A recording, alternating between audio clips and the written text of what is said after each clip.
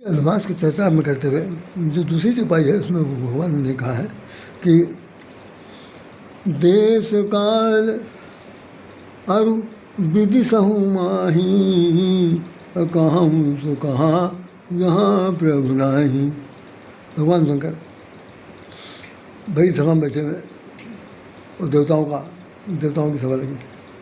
सब लोग पूछ रहे हैं एक दूसरे से कहाँ रहें, भगवान कहाँ मिलेंगे, भगवान कहाँ मिलेंगे। कोई कह रहा है बैकुंठ में मिलेंगे, कोई कह रहा है श्रीहरि जो है वो उसमें क्षीर सागर मिलेंगे, कोई कह रहा है कि भाई वो तो भक्तों के दिल में मिलेंगे, कोई कहीं बताता है कोई कहीं बताता है। सब तरह सब लोग अपने अपने ढंग का जो जिसको जितना आता है तो बता रहा।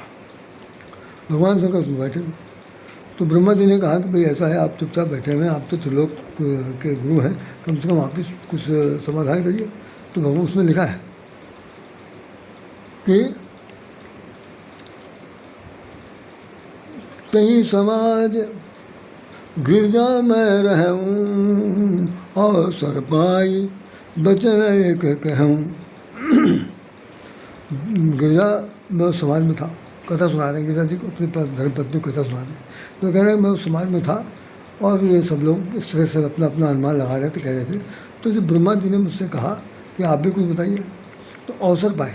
यहाँ पर एक बहुत बड़ा निर्देश दिया गया कि आप सभी, चाहे 3 लोग बात कर रहे हो, चाहे 4 लोग बात कर रहे हो, चाहे केवल 2 लोग बात कर रहे हो, जब तक कोई आदमी आपसे कुछ कहे ना, तब तक आप अपनी ज्ञान बखाइए, मत बखाइए, नहीं तो बेइज्जती हो सकती। दूसरा आदमी कहे हमने आपसे पूछा, आपको बकबक मार रहा है, भले उसको उसी की ज़रूरत हो जो आप कहना चाहते हैं, लेकिन कई बार ऐसा हो सकता है, मुँह की खानी पड़ सकती।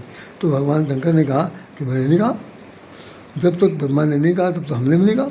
जैसे ब्रह्मा ने कहा कि आप भी बोलिए, तो मैंने कहा। तो क्या कहा उन्होंने वो आप सुनिए। ये अदमास से जुड़ी बात बता रहा हूँ। देश काल और विधि सहु माही कहूँ तो कहाँ जहाँ प्रभु नाही। उन्होंने कहा कि ऐसा है, कौन सा ऐसा देश है, कौन सा ऐसा विदेश है, कौन सा ऐसा काल है, कौन सा ऐसा कालखंड है, कौन सा ऐसा युग है, कौन सा ऐसा युग नहीं है, मुझे बताइए आप। सारे युग में, सारे कालखंड में, सारे देश में, सारे देशांतर में, सब जगह कहाँ तो कहाँ जहाँ प्रभु नाही। अरे आप में से कोई तो बताओ उठ के कि ऐसा कौन सी जगह है जहाँ भगवान नहीं मिलते हैं। तो भगवान कहाँ है, सब जगह। हरि व्यापक सर्वत्र समाना प्रेम से प्रकट होई मैं जाना।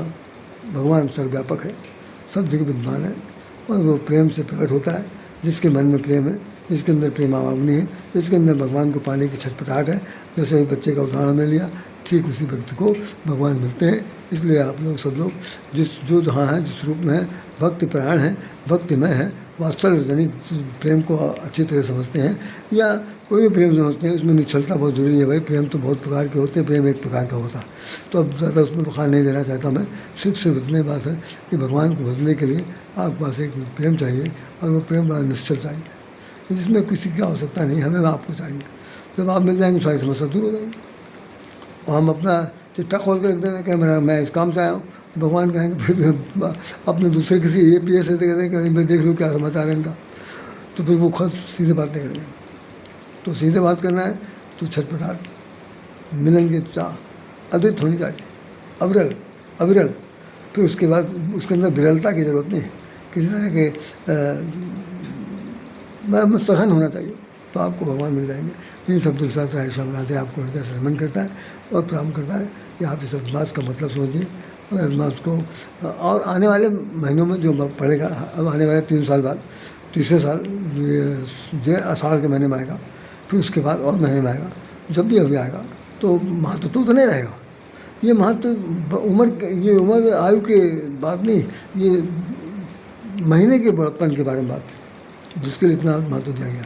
अब जितने भी आएंगे 11 महीने, उनमें आप इसी अदमास का पूरा प्रयोग करिएगा जो हमने बता दिया। यदि याद रहे तो 100 बेटर, न याद रहे तो अगर हम जीवित रहेंगे तो दोबारा इसको कहेंगे, और नहीं कह पाएंगे तो भी समझ आएंगे।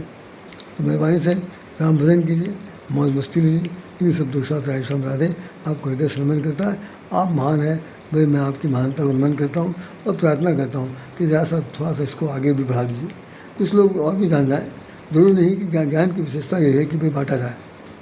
ज्ञान की आवश्यकता यह है कि जो नहीं जानते वो भी जान जाए, जो जान रहे हो तो उसको और है। तो जैसे चाकू की धार को तेज किया जाता है, बुद्धि तेज की जाती है, ठीक उसी प्रकार से हो सकता है मैं ज्ञान, हाँ यह ध्यान रखिएगा, मैं ज्ञानी बिल्कुल नहीं हूँ, न मेरे पर कोई लम्बा लगा, न मेरे पास सिर पर कोई ताजबाज है। ये सब जो कुछ भी पढ़ा हुआ है अध्ययन है मेरा व्यक्तिगत। संत महात्माओं के पास बैठ करके हमने जो कुछ पाया है वो प्रसाद है, उसी को मैं बांट रहा हूँ। हम कोई वो इस बात के ठेकेदार नहीं है कि ज्ञान देने चले हाँ चले और ये ले लो वो ले लो। हम किसी ऐसे ना देना है ना लेना है। तो मैं तो सिर्फ अपना समझ करके, अपना प्यारे इष्ट मित्र समझ के, भाई बंधु सगे संबंधी समझ के कह रहे हैं। और आप भी मेरा इसी सगे संबंध को, भावनाओं को के सम्मान में, उसकी लाज को रखते हुए इसको आगे बढ़ाइए। आपका काम है और आप भी इसे कर सकते हैं। ठीक है। जय श्री राम, जय श्री कृष्ण, जय श्री राम।